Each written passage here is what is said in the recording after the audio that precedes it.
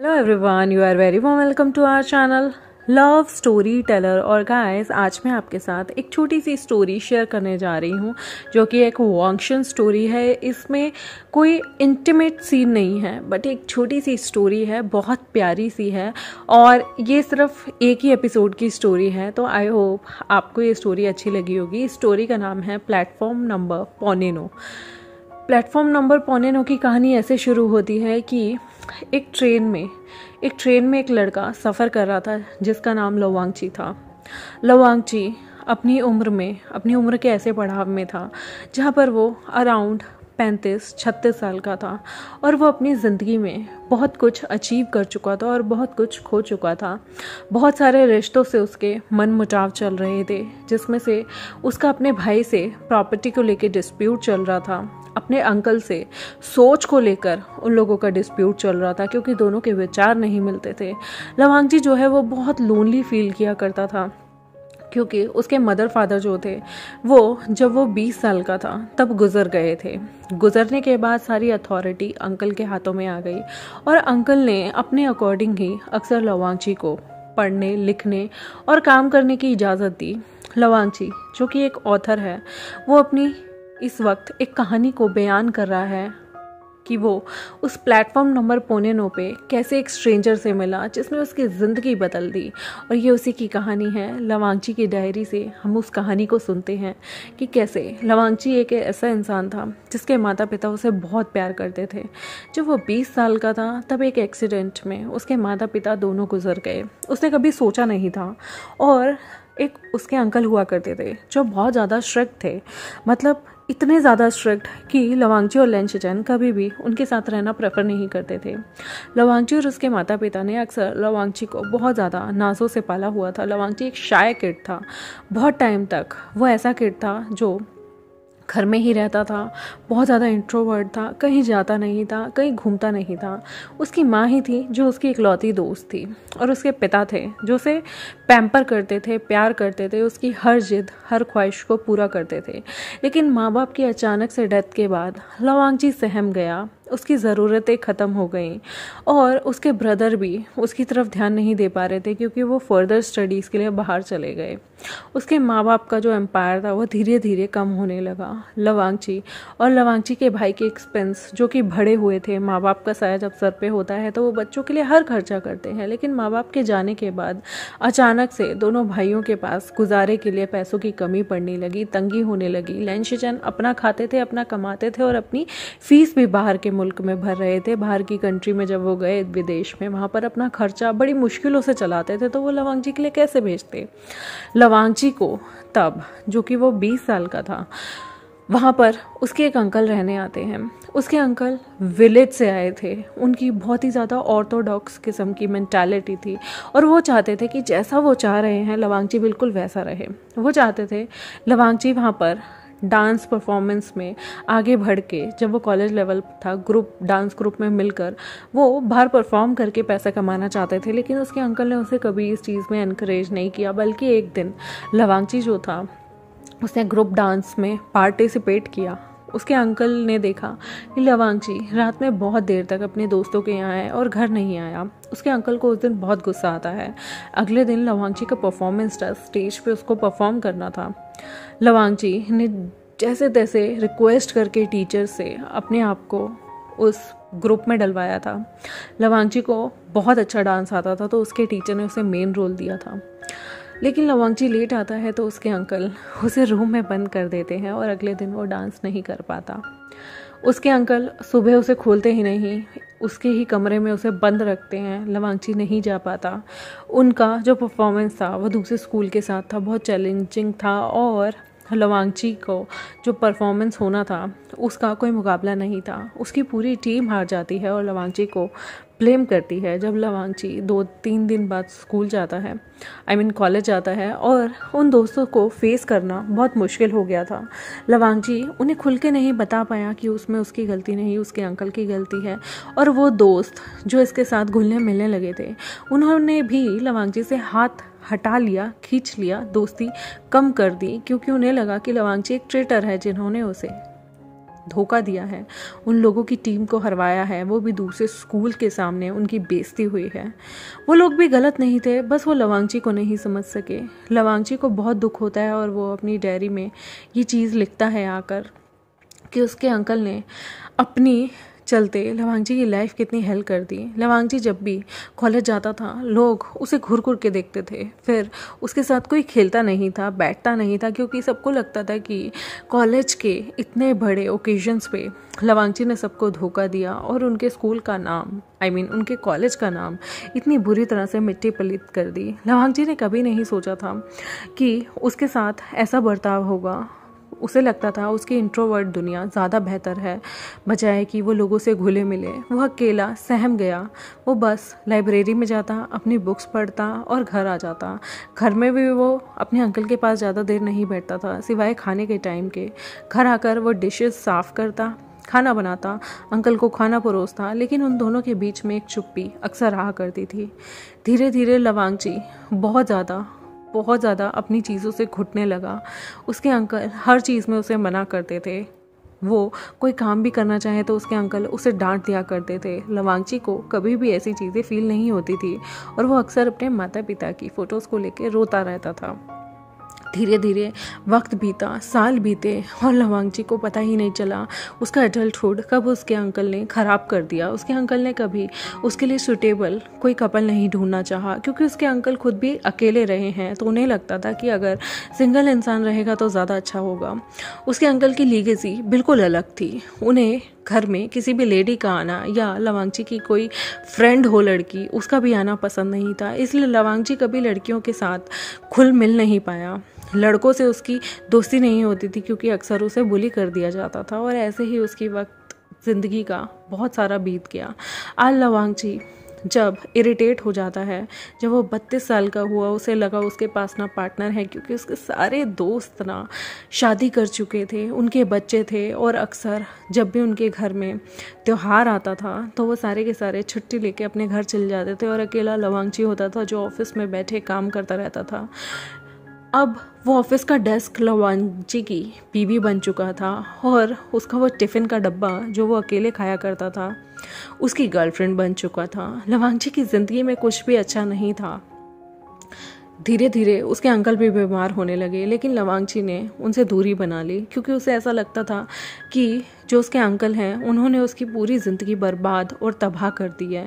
32 साल की उम्र में लवांगची को 50 साल वाली फील आने लग गई थी। यहाँ पर उसके ब्रदर को भी बाहर उसके ब्रदर को एक लड़की मिल जाती है जिसके साथ वो सेटल होके शादी कर लेते हैं और लवांगची के माता पिता की कुछ ज़मीन थी।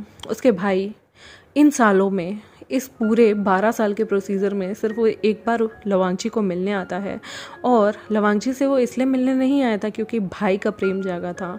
सिर्फ वो इसलिए आता है कि लवांगची उसके माता पिता की जो ज़मीन का आधा हिस्सा जो उसके भाई के नाम हो सकता है वो उसके भाई के नाम कर दे, ताकि उसका भाई यहाँ से सारी चीज़ें बेच के अपनी फॉरेनर वाइफ के पास जाए, वहाँ पर अपनी ज़िंदगी अच्छे से गुजार सके।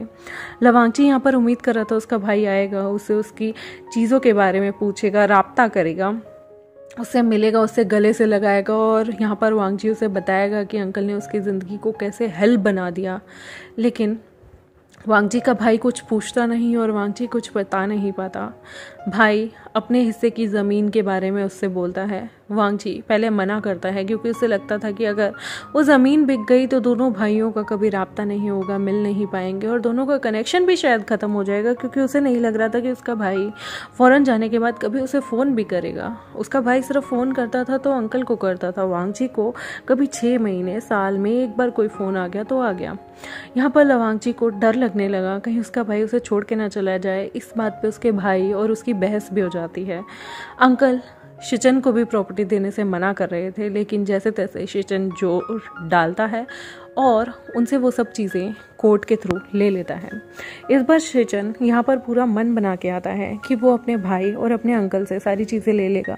और आपको पता ही है जब अदालतों के बंदे चक्कर काटते हैं तो अच्छे से अच्छा रिश्ता भी ख़राब हो जाता है। शिचन और लवांगची का जो रिश्ता था वो भी अब बर्बाद हो गया था। लवांगची ने सोचा कि अगर भाई को प्रॉपर्टी मिल गई तो वो अपने भाई छोटे भाई को भूल जाएगा। और शिचन को लग रहा था कि लवांगची सारी प्रॉपर्टी पे अपना हक जमाना चाहता है, और इसलिए दोनों भाइयों में इतना गंदा झगड़ा होता है कि दोनों एक दूसरे को बोल देते हैं कि अगर हम मर भी गए तो एक दूसरे का चेहरा नहीं देखेंगे। यहाँ पर लवांगची के अंकल धीरे धीरे अब बूढ़े हो रहे थे, बीमार हो रहे थे। 32 साल का लवांगची करते करते उम्र 33 आ जाती है, और उसका भाई जो था वो प्रॉपर्टी लेके चला जाता है और कभी लवांगची को फ़ोन नहीं करता। अंकल जो बीमार थे, लवांगची उनसे दूर सिटी में रहता था, उन्हें पैसे भेज दिया करता था, और एक नर्स अपने अंकल के लिए उसने लगवाई हुई थी। जैसे तैसे करके लवांगची की ज़िंदगी के आगे के साल बीतते हैं और वो डिप्रेशन में था। वो काम करता था लेकिन उसकी ज़िंदगी में कोई रस नहीं था। वो बहुत दुखी रहा करता था, उसे समझ नहीं आता था वो ज़िंदगी में क्या करे। उसके पास जीने की कोई वजह नहीं थी। आज उसके अंकल बीमार हैं, उसे वो ट्रेन लेनी है जिसका नाम है, जहाँ से वो ट्रेन लेनी है उस प्लेटफॉर्म का नाम है प्लेटफॉर्म नंबर 9:15। जी हाँ, उस प्लेटफॉर्म नंबर 9:15 पे वो आता है क्योंकि उसे अपनी बस लेनी थी, सॉरी ट्रेन लेनी थी। और यहाँ पर वो मन में सोच रहा होता है कि मैं क्या करूं, अंकल से मिलने जाऊंगा लेकिन मेरा बिल्कुल मन नहीं करा, लेकिन वो अपनी ज़िंदगी की आखिरी सांसें ले रहे हैं। लवांगची बहुत ज़्यादा सैड था। वो प्लेटफॉर्म पे बैठा था, ट्रेन उसके सामने थी, वो जाना नहीं चाहता था लेकिन उसे जाना था क्योंकि हमारी कुछ जिम्मेदारियां होती हैं हमारे बड़ों के प्रति। और वो मन में सोचता है कि ठीक है मैं चलता हूँ। वो वहाँ से ट्रेन की तरफ जाता है। ट्रेन में वो जाकर अपनी जगह लेता है, वहाँ पर अपना सामान, अपना बैग वगैरह रखता है। और उसके बाद लवांगची को याद आता है कि ट्रेन में बैठे बैठे वो डायरी लिखने लगता है। अभी ट्रेन में चलने में 15 मिनट थे और वो ये सारी जर्नी लिख के एक जगह बैठा हुआ था। उसके बाद उसे याद आता है वो पानी की बोतल लाना भूल गया। सफ़र लंबा है और प्यास लग सकती है। लवांगची वहाँ से ट्रेन में से उतरता है और वो पानी की बोतल ले जाने के लिए फटाफट प्लेटफॉर्म पे जाता है। वहाँ पर बहुत भीड़ लगी हुई थी। जैसे तैसे करके लवांगची उस दुकान से पानी ले ही लेता है क्योंकि वो बहुत इंट्रोवर्ट था। लोग बाग उसे धक्का मुक्की करके पीछे करते, अपना सामान खरीदते और लवांगची को छोड़ देते। लवांगची जैसे तैसे करके वहाँ से पानी की बोतल लेता है और उसके बाद वो देखता है कि ट्रेन चलने लग गई है। ट्रेन एकदम से चल पड़ती है। लवांगची ट्रेन के पीछे भागता है क्योंकि ट्रेन में उसका बैग था। उस बैग में उसके ऑफिस की बहुत सारी चीज़ें थी, यहाँ तक कि लैपटॉप भी उसका उस बैग में था। उसका कंपार्टमेंट पूरा का पूरा सीज था, मतलब वहाँ से चीज़ें चोरी नहीं हो सकती थी। लेकिन लवांगची को डर लगता है और वो भागता है ट्रेन के पीछे। जैसे ही वो ट्रेन के पीछे भाग रहा होता है तभी एक हाथ आता है और लवांगची को उस प्लेटफॉर्म पे एक ऐसा इंसान हाथ देकर अंदर ट्रेन में घुसने की हेल्प करता है। जैसे ही वो ट्रेन में अंदर घुस जाते हैं तो वो इंसान कहता है, अरे तुम्हें बाहर जाने की क्या ज़रूरत थी और ट्रेन के पीछे भागने की क्या ज़रूरत थी। वो इंसान बहुत चार्मिंग था, जैसे पहली बार लवांगची ने किसी ऐसे इंसान को देखा है जिसने उसकी तरफ इतने सालों में हाथ बढ़ाया, वरना तो सारे हाथ छोड़कर चले ही गए थे। वो इंसान उसे देखता है ज़ोर ज़ोर सांसों से।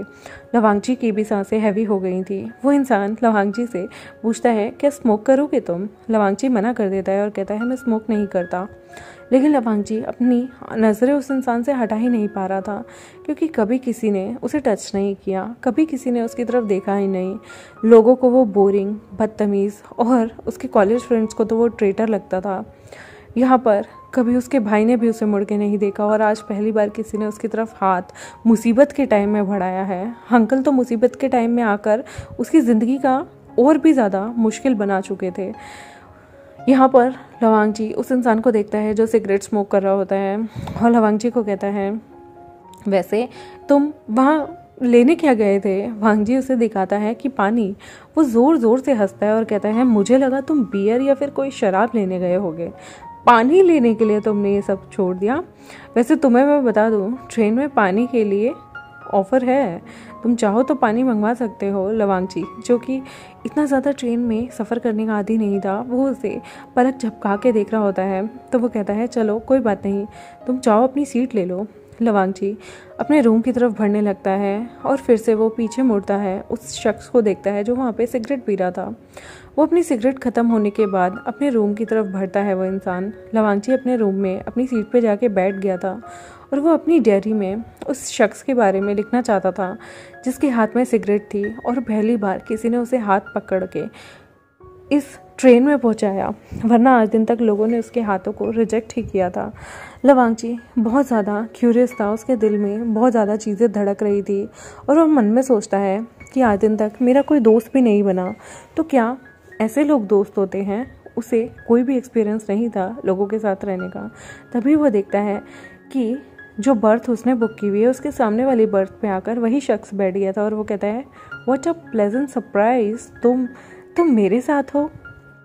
एक्चुअली वांगची सबसे महंगे एसी के कंपार्टमेंट में था और वहाँ पर वो उसका पर्सनल था स्पेस जहाँ पर वो बैठ सकता था। उसे नहीं पता था इस पर्सनल स्पेस में, इस पूरे कोच में उसका जो पार्टनर है वो और कोई नहीं बल्कि वही शख्स है। वो शख्स लवांगची से पूछता है तुम्हारा नाम क्या है। लवांगची उसे बताता है कि मेरा नाम लवांगची है, वैसे मुझे घर में लंजा भी बुलाया जाता है। तो वो इंसान हंसता है और कहता है वाओ क्यूट नेम, तुम्हारा नाम काफ़ी अच्छा है। और तभी लवांगची कहता है तुम्हारा नाम क्या है। वो आदमी कहता है वर्क प्लेस में मुझे विभूषण कहा जाता है, लेकिन प्यार से मुझे विंग भी कहा जाता है, तो मुझे विंग बुला सकते हो। लवांगची से वो पूछता है कि तुम ये डायरी में क्या लिख रहे हो। तभी लवांगची कहता है ये मेरी पर्सनल डायरी है। तभी वो देखता है कि लवांगची ने उस डायरी में लिखा हुआ था कि एक इंसान ने पहली बार मेरी मदद की और मुझे हेल्प के लिए हाथ दिया। ये वो ज़ोर ज़ोर से पढ़ता है और हंसने लगता है और कहता है तुम ये छोटी छोटी डिटेल भी डायरी में लिखते हो।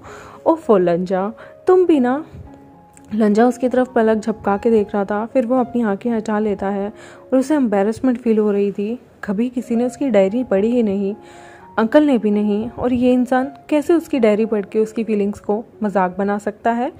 क्या ये इतना नॉर्मल है? क्या लोग दूसरों की हेल्प करते हैं क्या इस दुनिया में? लवांगची ने तो कभी अपनी ज़िंदगी में ऐसे लोगों को नहीं देखा था। फिर वहाँ पर विंग जो है वो उसकी तरफ देखता है, फिर वो अपनी जेब में से 2 कैंडी निकालता है और लवांगची को कहता है तुम कैंडी खाओगे। लवांगची मना कर देता है। विंग कहता है कितने बोरिंग हो तुम, टेस्ट तो करो। फिर वो लवांगची से उसके बारे में पूछने लगता है कि वो कहाँ जा रहा है। तब लवांगची बताता है कि वो अपने अंकल को देखने जा रहा है जो बहुत बीमार है, और वो विंग से पूछता है कि तुम कहाँ जा रहे हो। विंग बताता है कि मुझे घूमना, जगह एक्सप्लोर करना बहुत पसंद है, मैं हर जगह घूमना चाहता हूँ। वो वांगची को बहुत सारी फ़ोटोज़ दिखाता है। वो लवांगची के पास आके बैठ जाता है। लवांगची जिसके दिल की धड़कनें तेज़ हो गई थी क्योंकि उसके पास कभी कोई आके बैठता ही नहीं था। बचपन से उसकी माँ के जाने के बाद कोई ऐसा इंसान ही नहीं था जो उसके साथ आया हो, पास बैठा हो, अपने दिल की बातें कर रहा हो। लेकिन विभूषण अलग था, उसके भाई, अंकल और बाकी सारे दोस्तों से बहुत ही अलग। वो उसे अपनी फ़ोटोज़ दिखाता है कि वो कैसे स्पेन घूमने गया था, और तो और वो बताता है कि स्पेन में जब वो घूमने गया तो उसने कितनी सारी चीज़ें देखी, वहाँ की मार्केट्स की और वहाँ के खानों की बातें वो बताता है। उसके बाद वो उसे पेरिस का आईफल टावर दिखाता है और बताता है कि यहाँ पर पता है इसके नीचे बहुत सारे लवर किस करते हैं। लवांगची जो कि शॉक्ड था, उसके लिए तो ये नई दुनिया थी। जिस इंसान ने शायद कभी पॉर्न भी देखने की हिम्मत नहीं की होगी, वो उस इंसान के सामने आप ये बता रहे हैं कि यहाँ पर ओपनली किस होती है। लवांगची शॉक्ड था। फिर विंग उसे बहुत सारी चीज़ें दिखाने लगता है। वो उसे बीचेस दिखाता है जहाँ पर पीछे पिकनिक में विमेंस थी। ये देखने के बाद भी वांगची शॉक्ड हो जाता है क्योंकि उसने कभी भी इस चीज़ को नहीं देखा था। विंग उसे बोलता है क्या बात हो गई, तुम इतने ज़्यादा क्यों सोच रहे हो। वांगची कहता है मैंने अपनी ड्यूटी और घर के अलावा कुछ और नहीं देखा। तो वो वांगची से पूछता है क्या तुम कभी बाहर नहीं गए। विंग कहता है वांगची कहता है नहीं, मैं कभी बाहर नहीं जाता। वो पूछता है तुम वीकेंड्स पे क्या करते हो। तो लवांगची कहता है कुछ नहीं, बुक रीड कर लेता हूँ और भी कुछ नहीं करता। तो विंग कहता है हाउ बोरिंग, तुम कितने ज़्यादा बोरिंग हो। तुम्हें पता है जब मेरे वीकेंड होते हैं ना तो मैं मूवी देखने जाता हूँ, कभी अपने शिजे, कभी ब्रदर के साथ। शिजे की तो शादी हो गई हैं, लेकिन मैं अपने कज़न ब्रदर फ्रेंड्स के साथ घूमने ज़रूर जाता हूँ। वांगजी उसे देख रहा था। वांगजी ने सुना है कि लोग अक्सर ऐसा किया करते हैं, लेकिन वांगजी को ये सब चीज़ें बोरिंग लगने लगी थी, क्योंकि इन सब के साथ जब भी वो कहीं जाने की कोशिश करता था वो अक्सर अकेला होता था। और जब वो दूसरों को अपने कपल्स के साथ या अपनी फैमिली के साथ देखता था तो उसे और भी ज़्यादा सैड फील होता था। वो विभूषण को देख रहा था कि वो कितने अच्छे से उसे सब चीज़ें डिस्क्राइब कर रहा है। विभूषण वहाँ पर उसे बताता है कि वो अभी जहाँ जा रहा है उस सिटी में वो क्या क्या चीज़ें देखेगा। वो उसे एक ड्रेस दिखाता है जो कि उसे बहुत पसंद है, वो इसे खरीदेगा और फिर उसके बाद वो वहाँ की सबसे फेमस मिल्क शेक की दुकान बताता है जहाँ पे बहुत टेस्टी कॉफ़ी मिलती है। वो वांगजी को कहता है कि मुझे यहाँ की कॉफ़ी पीनी है क्योंकि ये बहुत ऑथेंटिक है और ये लगभग 200 सालों से दुकान यहाँ पर इनके पूर्वज चला रहे हैं और पूर्वजों से लेकर अभी तक की जनरेशन भी, और ये बहुत अच्छी बनाते हैं कॉफ़ी। वो लंजा से कहता है क्या तुम ये कॉफ़ी पीना चाहोगे? लंजा कहता है ज़रूर, अगर तुमने चाहा है तो मैं ज़रूर ये कॉफ़ी पीऊँगा। विंग उससे बहुत सारी बातें करता है और विंग लंजा से बहुत सारी चीज़ें सुनता है, लेकिन लंजा जब उसे अपनी स्टोरी का कुछ भी नहीं बता पाता। विंग जब उससे पूछता है उसके दोस्त कैसे हैं, कहाँ रहते हैं, तुम वीकेंड पे क्या करते हो, वो फाउंड करता है कि लंजा बहुत लोनली इंसान है, उसे बहुत सैड फील होता है।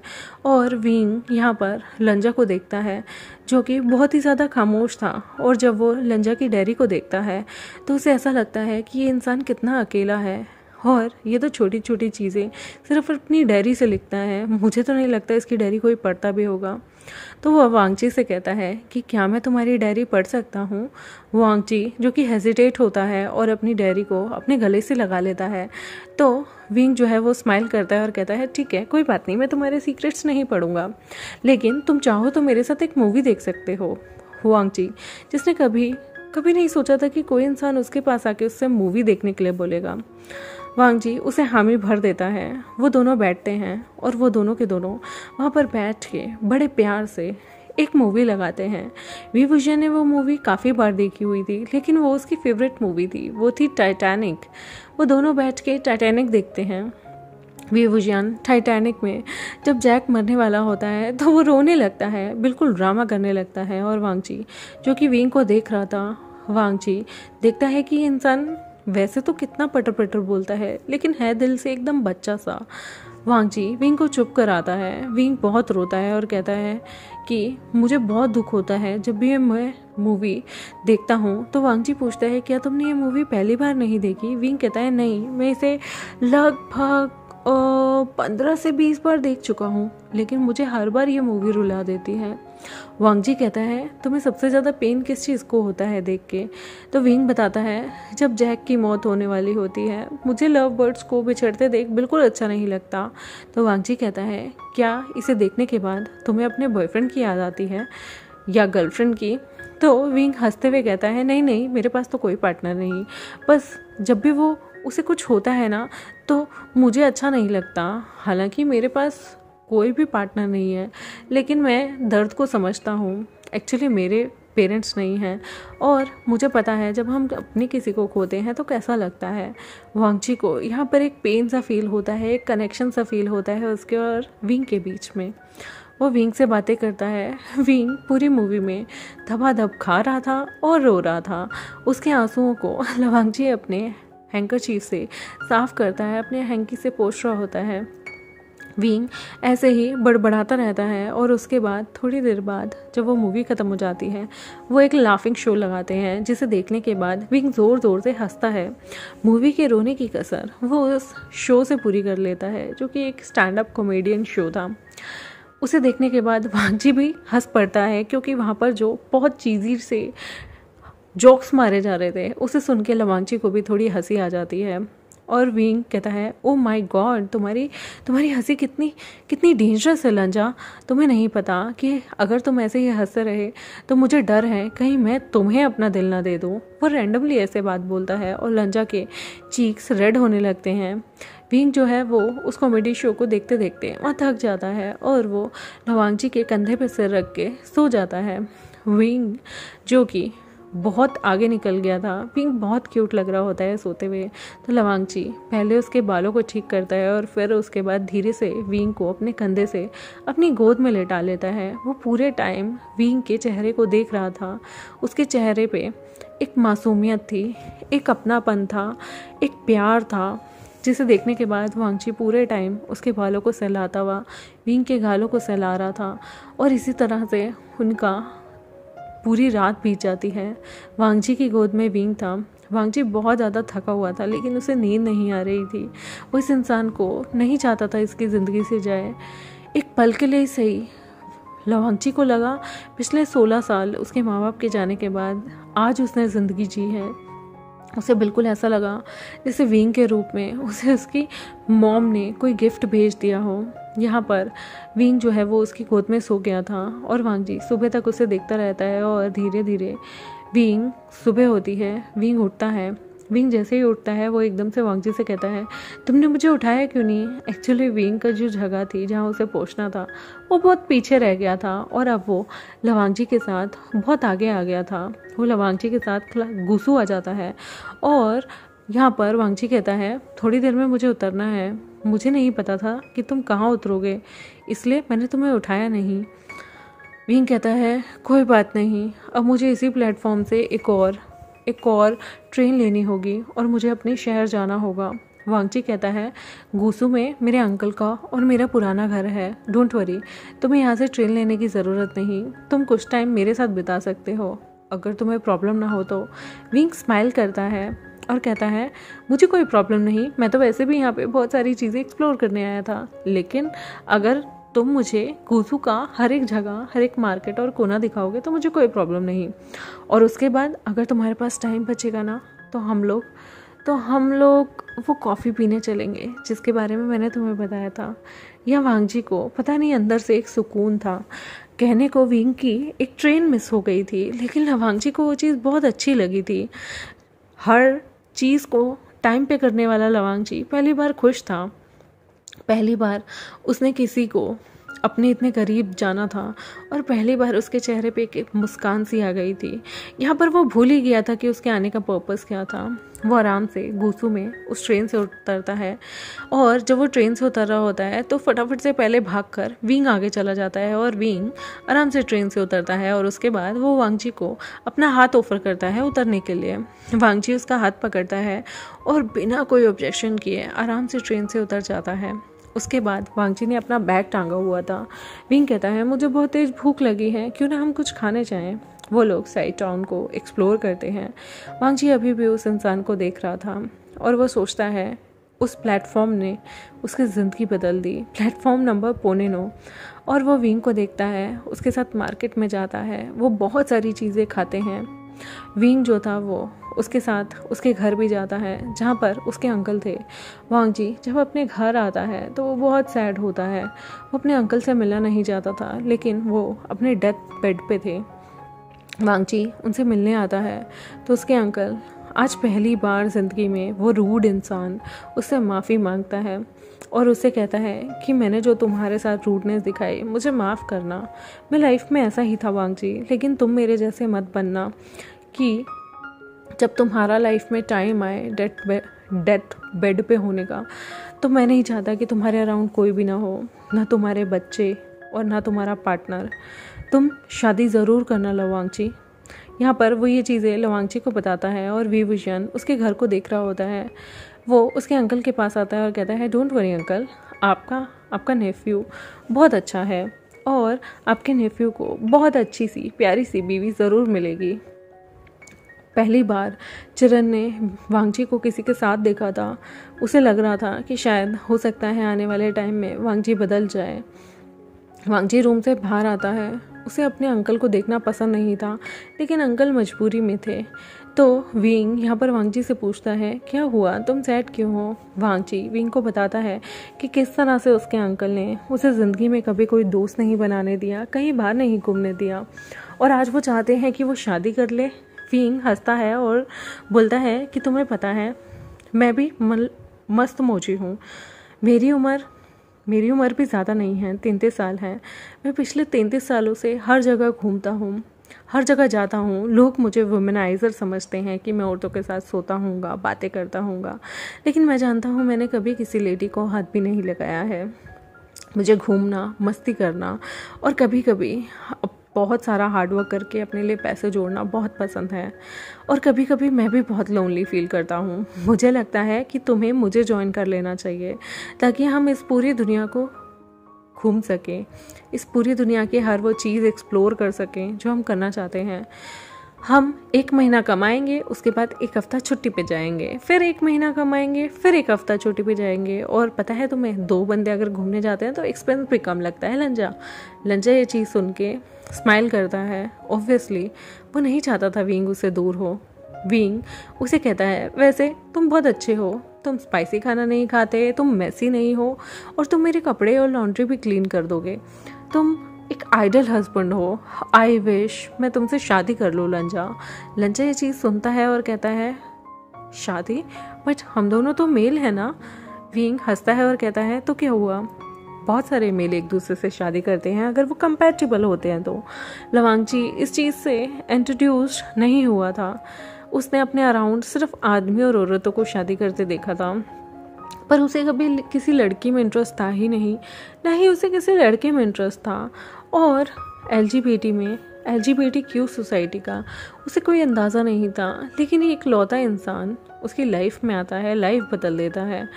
और यहाँ पर वो उसे देखता है और कहता है, ठीक है, हम साथ रहेंगे फ्यूचर में, और अगर हमें कुछ ठीक लगा तो हम आगे चल के उस चीज़ को कंटिन्यू करेंगे। यहाँ पर लवांगची श्योर नहीं था। ऐसे ही बहुत सारा वक्त बीत जाता है। वो लोग वहाँ से उस कॉफ़ी को पीने भी जाते हैं। और आज इस कांड को हुए हुए भी, इस चीज़ों को भी बीते हुए बहुत साल बीत जाते हैं। लंजा की उम्र अब 60 साल थी और वो अपनी डायरी में लिख रहा होता है कि वो प्लेटफॉर्म नंबर पोनेनो ने मेरी ज़िंदगी बदल दी। मुझे नहीं पता था कि एक मैन दूसरे मैन से शादी कर सकता है। मैं इस चीज़ से रूबरू नहीं था, लेकिन एक मैन को देखते ही पहली बार में ही मुझे वो पसंद आया। हमें एक दूसरे से वो वाइब आई, हम दोस्त बने, सालों तक मिलते रहे और फाइनली हम दोनों ने एक दूसरे को एक्सेप्ट कर लिया। अंकल के जाने के बाद मैंने उससे शादी की और हमने 2 बच्चे भी अडॉप्ट किए हैं। उनमें से एक लड़की है, एक लड़का है और आज हम कपल हैं। सच में thank you so much platform number पोनेनो, तुमने मेरी ज़िंदगी बदल दी। और लंजा अपनी डायरी में ये चीज़ लिखकर उस पेन को वहीं रख देता है। तभी विभूषण आता है और कहता है, लंजा क्या कर रहे हो तुम फिर से डायरी लिखने लग गए? अब तो मैं हूँ तुम्हारे पास और कोई दूसरा इंसान भी नहीं है। तो लंजा कहता है, मैं सोच रहा हूँ इस वीकेंड हम वो कॉफ़ी पीने चलते हैं। तभी विभूषण कहता है, कॉफ़ी? तुम हर वीकेंड जब भी कोई चीज़ आती है, जब भी कोई ओकेजन आता है, तुम हमेशा उस कॉफ़ी की बात क्यों करते हो? तो लंजा कहता है, क्योंकि वो पहला एडवेंचर था जो किसी ने मेरे साथ बिताने के लिए एग्री किया था, तो मैं कैसे उस जगह को भूल जाऊं। उस जगह में मैंने तुम्हें शादी के लिए प्रपोज किया था और वो जगह मेरे लिए बहुत ख़ास है। विंग, चलोगे ना अगले हफ्ते? तभी उसके बच्चे आते हैं और कहते हैं, फादर आप हमेशा उसी जगह जाने की जिद करते हैं, बट हमें मूवी हॉल जाना है। तो वो हंसते हुए कहता है, ठीक है, कॉफ़ी पीने के बाद हम मूवी भी चलेंगे। और यहाँ ये छोटी सी शॉर्ट सी स्टोरी ख़त्म होती है। आई होप आपको प्लेटफॉर्म नंबर पोनेनो की स्टोरी बहुत अच्छी लगी हो। आई नो स्लो थी, बट एक इसके पीछे एक मैसेज था, क्योंकि कई लोगों की लाइफ बहुत डिप्रेस्ड होती है अकेलेपन से। उन्हें नहीं पता, शायद अर्ली लाइफ में उन्हें बहुत ज़्यादा चोट लगती है तो वो सोचते हैं लाइफ ख़त्म हो गई है, लेकिन गाइस लाइफ कभी भी शुरू हो सकती है, आपकी अर्ली एज में या फिर आपकी मिडिल एज में। लाइफ कब कहाँ क्या मोड़ ले ले आपको खुद भी नहीं पता। तो अपनी ज़िंदगी को खुल के जियो, ऐसे जियो जैसे नो टुमारो, और अपनी लाइफ को अपने लिए जियो। पहले खुद से प्यार करना सीखो, इससे पहले कि कोई आपसे प्यार करे, क्योंकि जिस दिन आपने खुद की वैल्यू करना सीख ली, उस दिन के बाद कोई दूसरा बंदा आपको डिसरिस्पेक्ट नहीं कर सकता। Thank you very much, bye. I hope आपको ये स्टोरी अच्छी लगी हो। Love you everybody, bye.